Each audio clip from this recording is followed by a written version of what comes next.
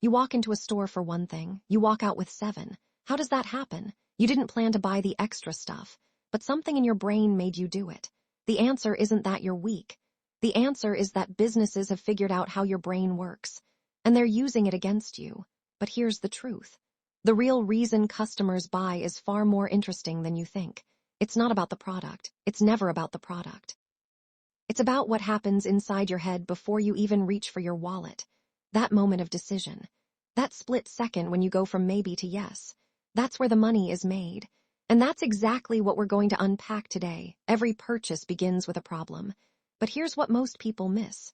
The problem isn't always practical. Sometimes the problem is emotional. Sometimes the problem is social. Sometimes the problem is that you want to feel something different than what you're feeling right now. Apple doesn't sell phones. Apple sells belonging. Nike doesn't sell shoes. Nike sells achievement. Starbucks doesn't sell coffee. Starbucks sells a third place, a sanctuary between work and home. You aren't buying a product. You're buying how that product makes you feel. That's the first secret. And it changes everything. Let's look at the science. The human brain processes emotional information in milliseconds. That's faster than conscious thought, faster than you can say, I'll think about it. This is called System 1 thinking, and it drives 90% of all purchasing decisions. Daniel Kahneman won a Nobel Prize proving this. Your rational brain, that's System 2. It's lazy. It's slow. It only kicks in when System 1 gets confused. So when you see a product and feel something immediately, that feeling isn't random. It was designed. Companies spend millions engineering that feeling. They test colors, words, and placement until they find the exact combination that triggers your emotional response. Then they replicate it, over and over again, until you can't resist. Now let's talk about the decoy effect. This is one of the most powerful psychological tools in marketing, and most people have no idea it exists. Imagine you're buying popcorn. Small is $3, large is $7. You probably buy the small. But what if they add a medium? Medium is $6.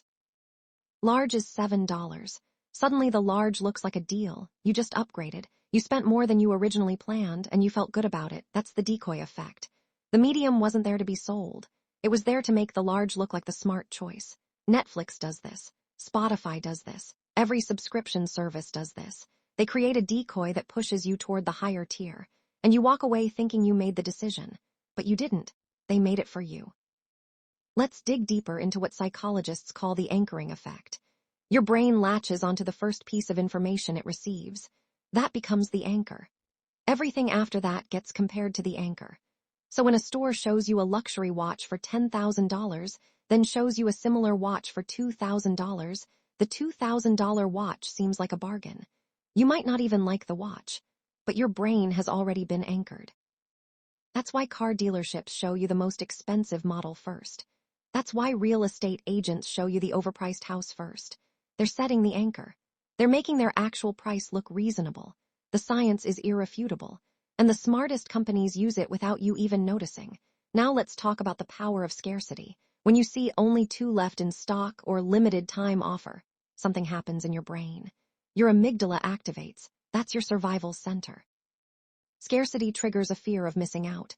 And fear is a powerful motivator. Have you ever panic bought something? You didn't need it, but the thought of it being gone made you act. That's scarcity in action. Amazon perfected this with their lightning deals. Booking.com uses it with only 1 room left. It's not an accident. It's psychology.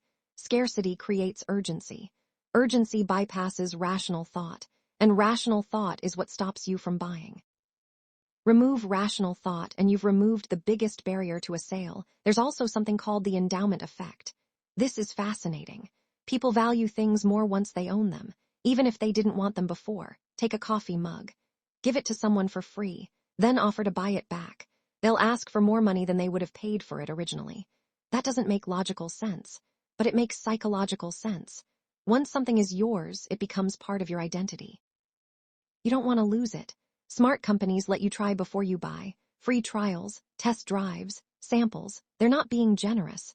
They're triggering the endowment effect. Once you've used it, it feels like yours, and giving it up feels like a loss. Loss aversion is twice as powerful as the desire to gain. That's why free trials are so effective. That's why companies will give you a product for free if they know you'll buy it later. Let's talk about social proof. This is the idea that people follow the actions of others. You see it everywhere. Bestseller. Most popular. Rated 5 stars by thousands. Amazon reviews, Yelp ratings, testimonials. It's all social proof. And it works because we're wired to trust the crowd. Historically, if the tribe did something, it was probably safe to do it too. That instinct hasn't changed. We still seek safety in numbers.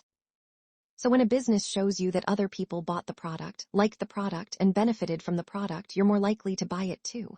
Not because the product is better, but because you don't want to be the one who made the wrong choice. The fear of being wrong is stronger than the hope of being right. Now let's apply all of this. Step 1. Identify the emotional problem your customer has. Not the practical one, the emotional one. What do they feel before they buy from you? Frustrated. Insecure, overwhelmed, write that down. Step 2, create scarcity. Make it clear that your product or service is limited, not enough for everyone. Act now, don't wait. Step 3, use social proof. Show that others trust you. Trust is the currency of the modern economy. Step 4, set an anchor. Show a premium option first. Make your standard option look like the smart decision. Step 5, offer a free trial. Let them experience the product. Trigger the endowment effect. Let them feel the loss before they've even paid. Let's look at a real example. Think about your favorite gym. They offer a free week, you try it, you like it, you see other people working out, you feel like you belong, then they offer you a membership. But there's a catch. It's only available at this price for today. Scarcity, social proof, endowment effect, anchoring, all in one offer. It's not an accident, it's strategy, and it works. That's why gyms have such high conversion rates.